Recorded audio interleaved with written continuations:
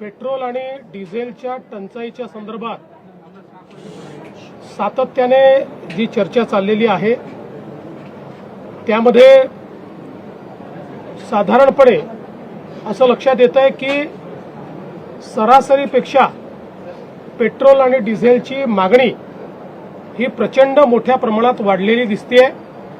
त्याचीही आपूर्ती आपण करतो, पण कुठेतरी याच्यात साठेबाजी होते आहे असे निदर्शनास येत आहे।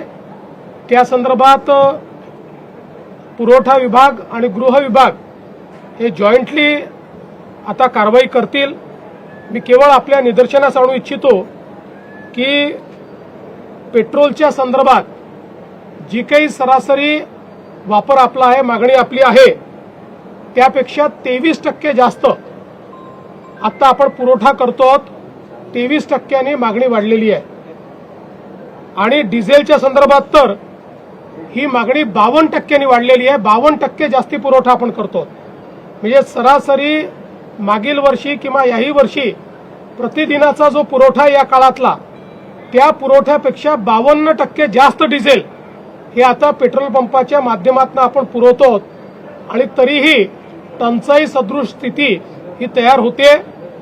त्यामुळे अगदी उदाहरण द्यायचं झालं तर अकोल्यामध्ये 154% जास्त खपत झालेली आहे, किंवा छत्रपती संभाजीनगर, बीड, भंडारा, बुलढाणा, चंद्रपूर, बुलढाणा, त्यानंतर गोंदिया, हिंगोली या सगळ्या भागांमध्ये 70% जास्त ॲडिशनल खपत ही त्या ठिकाणी झालेली आहे, ज्याचा पुरवठा हा आपण केलेला आहे। आणि म्हणूनच एकीकडे शेतकऱ्यांना डिझेल मिळालं पाहिजे याकरता आपण प्रयत्न करतो, पण निश्चितपणे त्याचा फायदा किंवा गैरफायदा हा काही लोक घेत आहेत। या दोन गोष्टी महत्त्वाच्या आहेत। एकीकडे नॉर्मल पेट्रोल डिझेलची खपत वाढलेली आहे आणि त्याचवेळी कमर्शियल जे ऑइल आहे, पेट्रोल डिझेल आहे, याची खपत मात्र थोडी कमी होताना दिसते आहे।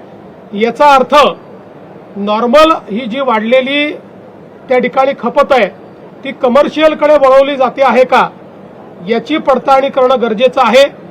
त्या दृष्टीनं आज आम्ही आदेश दिलेले आहेत, कारण आपण समजू शकता 52% वाढ आणि त्याची आपूर्ती आपण करतो, याचा अर्थ कुठेतरी याच्यामध्ये कोणीतरी साठेबाजी करताय आणि म्हणून ती साठेबाजी थांबवण्याचा प्रयत्न आमचा चाललेला आहे।